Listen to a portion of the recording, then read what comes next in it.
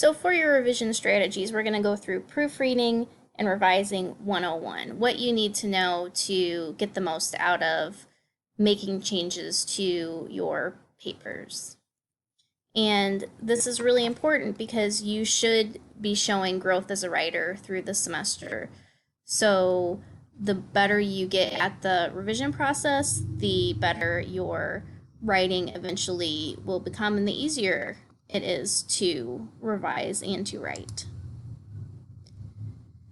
So you might think this is a little bit odd. We have this Wheel of Fortune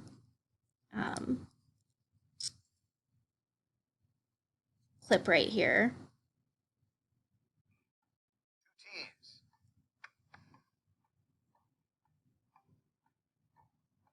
Come on, man, get out of here. Country roads take me home. That's right.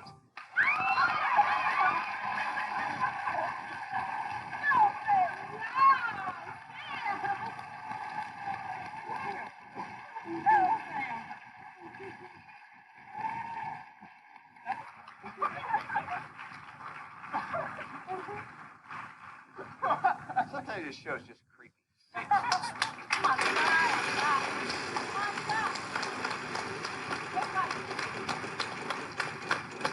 That's a letter? I'll take an S. There you go, we got one. $500 for each of the two S's. I'd like to solve. Well, you know, if you solve, there's a $7,000 jackpot. Go ahead. Shaggy and Scooby-Doo. Whoa!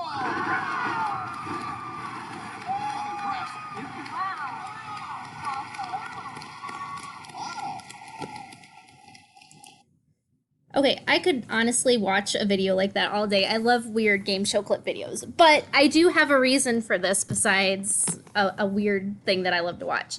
And that is to kind of introduce you guys to what I call the Wheel of Fortune method. That's a trademark, all right? When someone plays Wheel of Fortune, as you've seen, they are given a category and they see how many letters are in the clue or in the puzzle that they have to solve. And then they spin the wheel, they guess letters until they have enough letters to solve the puzzle. Now, the people in this clip, they're solving the puzzle really, really quickly with so few letters that's why they have this compilation. Usually people have to find more letters than that, but they don't have to find all of them in order to have the ability to solve the puzzle. Because what they do is they take the info that they're given, so what they see on the screen, the amount of letters, the letters that have been correctly guessed, and the category, and then they piece the rest together. It's the same if you've ever been behind a car and you look at their license plate and you're able to tell what it is, even though it's missing some of the necessary letters to actually spell the word or words that are on the license plate. You're really kind of playing Wheel of Fortune. Your brain is this very powerful tool that is able to solve these things and to interpret things without having all of the necessary pieces all the time. The reason I'm doing this is that you all do that when you are revising your papers, and it actually leads to errors. So if you're reading your own paper silently on the computer screen, you may be missing the word the in a sentence. And missing one word, even a small word like the, can really make the sentence sound choppy or awkward or unclear. Your brain knows you need the word the there. And so when you're reading it silently on the computer, your brain plays Wheel of Fortune and it gives you that word. So when you read it, you actually read it as if the word the is there, but it's not. And then you get your paper back and it's like, oh, this is missing a word. And you think, oh my gosh, how did I forget that? Well, because every time you read it, your mind filled in that blank. So you need to learn some revision strategies to help you to better revise your papers. And if the only thing you're doing is looking at the computer screen and silently reading your paper, you're probably going to miss a lot. So one thing I would really suggest to print off a copy now, especially right now, not all of you may be on campus and there may be limited resources available. So I'll say that when I first wrote always print off a copy, it was, a different time. But I would say if you have the means to print off a copy, that's a really great thing to do. Even if you read it silently, but you read it off of a printed piece of paper, you tend to notice more errors than if you're reading from a computer screen. A printed piece of paper is one that you could make comments on, someone else could make comments on. It's nice. So if you have that ability, do it, but some of these other strategies you can still do even if you're reading it off a computer. Read out loud. So again, if you can't print it off, you can at least do this. This is going to help you to catch missing words, awkward sentences, and repetition. So sometimes you might type the same word twice. Spell and grammar check is getting better about pointing something like that out, but it still happens.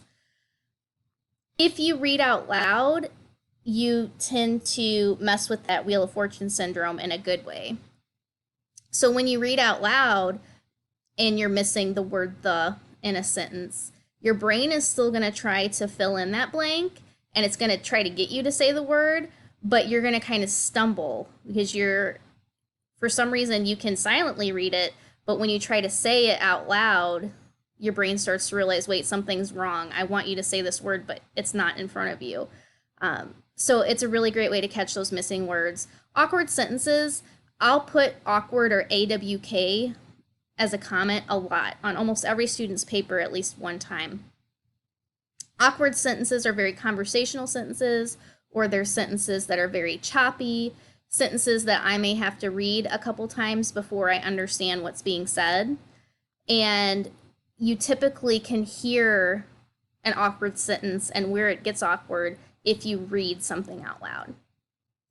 And then again, if you repeat things, even if you don't repeat 2 words in a row, but if you tend to be using the same word a lot, or you're saying the same phrase often, or you make the same point twice in the paper, when you read aloud, you realize, wait a minute, I said this already.